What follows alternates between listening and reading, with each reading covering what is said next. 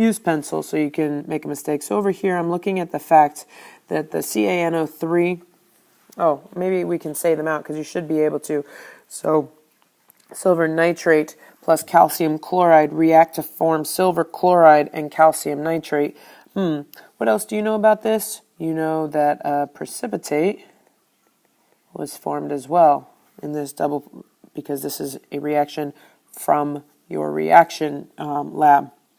So let's see what we got. So I noticed that the NO3, there's 2 on the product side, 1 on the reactant. So I know I'm going to have to put a 2 in front of that. Now let's see what else seems really awful. I just put a 2 in front of the silver over here. So let's put a 2 in front of the silver on this side. And let's see where we're at. Because I just added 2 chlorine here, right? This chlorine here, but I know that I have Cl2. So it looks like I have 2 Ag, 2 NO3s, 1 calcium, 2 Cls on this side, 2 Ags, 2 Cls, 1 calcium, 2 NO3s. Good to go. Let's go to the next one. Remember with this one, I always suggest, always suggest the oxygen on the reactant side kind of being the last thing. So figure out your carbon usually first because it's only in one place. So if I have 2 over here, I know I'm going to need 2 on this side. Okay. Also be careful with these because these H's are sneaky. And so are the C's, as I'm noticing now. So I don't know that I need 2 there. So let's pause and figure out where I'm at here. What do I need? Well, let's see. Theoretically, let's start with H's. So I know I have 6 H's on this side. I know I need 6 H's on this side. Right now, I have 1, 2, 3, 4. So I can put a 2 there. That gives me 4 and 6. All right, good to go. That also balances up my oxygen a good deal with it, which is awesome. So I have 2 C's on both sides. I have 6 H's as of now on both sides. So now it looks like the only thing I have to do is balance oxygen. I have 2 in this molecule. I have 2 in this molecule. I need 2 over there. I think I did that correctly. Fingers crossed. Okay. So let's see. Now let's move on to the next one. If I didn't do it correctly, well, I'll have the excuse that it's late. Just kidding. Call me out if I didn't do it correctly. But it looks to me. So 2 C's, 1, 2 C's, 6 H's, 1, 2, 3, 4, 5, 6 H's, and 4 O's, 2, 2, 4. Good. Okay, so the next one.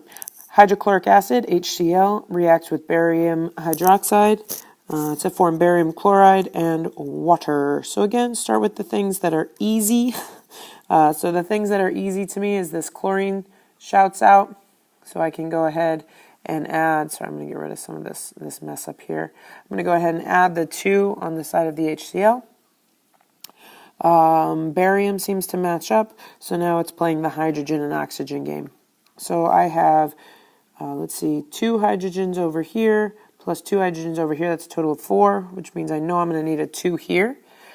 So that balances my hydrogens. Let's double check my oxygens. 2 oxygens on the reactant side, 2 oxygens on the product side.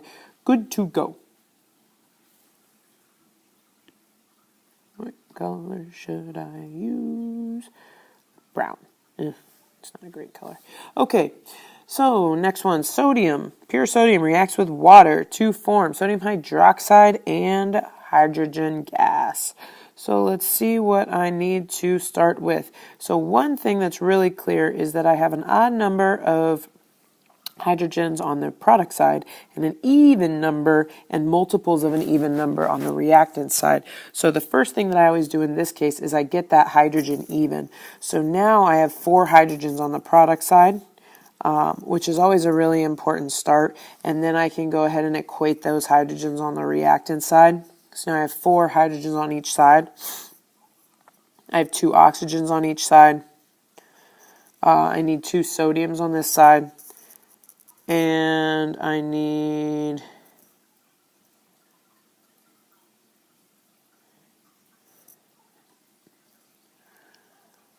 What am I missing here? Four. Oh, just one hydrogen gas, right? Don't get tripped up like I just did. These two hydrogens here, these two hydrogens here, equate to the 4 here. So hopefully we feel okay with balancing. Always check to make sure, like if it looks like, oh, this might be balanced, check before you start just adding numbers and throwing numbers at the situation. All right, and these, I feel as though we're making these a little harder than they need to be. One super important thing, again, is making sure we know how to read the periodic table, making sure we know how to put together ionic compounds, and making sure we have our polyatomics memorized. And then it just becomes putting the reaction together. So a solid potassium sulfite is strongly heated. It forms oxygen gas and solid potassium sulfide. Oh, that's mean, so be careful.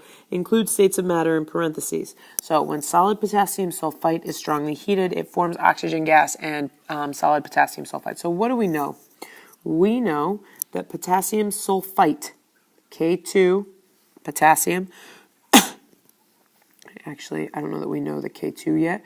We know it's K2SO3. The charge of potassium, if I go back to my handy-dandy periodic table, is 1. The charge of my sulfite is 2. So I need 2 of these to react. So I need 2 potassiums for my 1 sulfite. This is a solid compound. What else do I know? I know it's heated strongly. I add energy to the reactant side. It decomposes into 2 things, O2 gas and solid potassium sulfide. Sulfide is just sulfur, right? Thinking about our naming. Potassium sulfide. Look at where sulfur is. Sulfur is in column 6. That means that it has a -2 charge. Potassium is over here in column 1 with a +1 charge. I need 2 potassiums to balance out the 1 sulfur. This is also solid. That is a complete reaction. A couple things you should know: it's a decomposition reaction, breaking apart. Strongly heated, energy is on the reactant side. Energy has to be added into the system in order to break that molecule down. All right, let's move on to zinc and lead nitrate react to form zinc nitrate and lead. So zinc is the metal, solid, zinc, and then lead 2 nitrate. So a couple things that I need to know. I need to know what nitrate is. So I know that nitrate is NO3. Okay. I know my lead has a 2+ charge. All right, I know my nitrate has a -1 charge, and therefore, in order to react with lead 2, I need 2 of them. And this is aqueous, because it is an ionic compound. And it will form zinc nitrate and lead. It looks like we have a little hint here. Zinc forms a +2 ion when combining with a non-metal in an ionic compound. So NO3 is still a -1 charge, but zinc, now I know, is a +2, which means I can figure out that this NO3 still has a -1. I need 2 of them in order to match up with my zinc. And that's going to leave me lead solid. Well, we've done very similar reactions to this. What kind of reaction is it? It is a single displacement reaction where zinc is replacing lead. So it is a single replacement reaction. We do not know energy in this particular situation. All right, aluminum burns in air to form a gray solid, aluminum oxide. So there's a couple of things we have to imply here. 1, aluminum solid. All right. Oh, you know what I haven't been doing? Oh no, I haven't been balancing them. Oh gosh. Let's go back up there. I'm sorry. Redo. Okay, doodly-doo. So if I'm coming up to this first, let's go back to E. I'm so sorry, I got super distracted. My bad. So we have to balance the equation. I always, again, I'm going to start with making the oxygen even. It's even over here because it's in a diatomic state. So I always start with making oxygen even in that sense. So that means I have 6, so I need 3 oxygen on this side. What else doesn't match? I need 4 Ks and 2 S's. Oh, look at that. 4 Ks and 2 S's. Okay, moving back to the zinc lead. I'm sorry. This is what I was talking about. Make sure you count everything first. I have 1 zinc, 1 lead, 2 nitrates, 1 zinc, 2 nitrates, 1 lead. Good to go. All right, coming down here to aluminum. Aluminum burns in air to form a gray solid, aluminum oxide. So we know some things. We know that it's burning. We know that it's forming a gray solid ammonium oxide. Well, what do you need in order to burn? Oxygen. And it's going to form aluminum oxide. Now we have to figure out, go to our periodic table here. We know oxygen is in the 6th column, which means it has a -2 charge. And we come over here and we see that aluminium, we just know that aluminium apparently has a 1 charge. Did we talk about that one? I don't know that we talked about that one. No, aluminium doesn't have a +1 charge. Now I'm going a little bonkers. Oh goodness. Silver has a +1 charge. Aluminium. Aluminium has a +3 charge. Oxygen, a -2 charge. So if I'm coming over here in order to form aluminum oxide, I know that this guy has a +3 charge and this guy has a -2 charge. Do my little crisscross. Aluminium is going to be 2. Oxygen is going to be 3. And it's burning heat, energy on the flip side. Balance my reaction. Again, first thing I love to do is to start with making oxygen even. So now oxygen is even, and I see what I'm left with.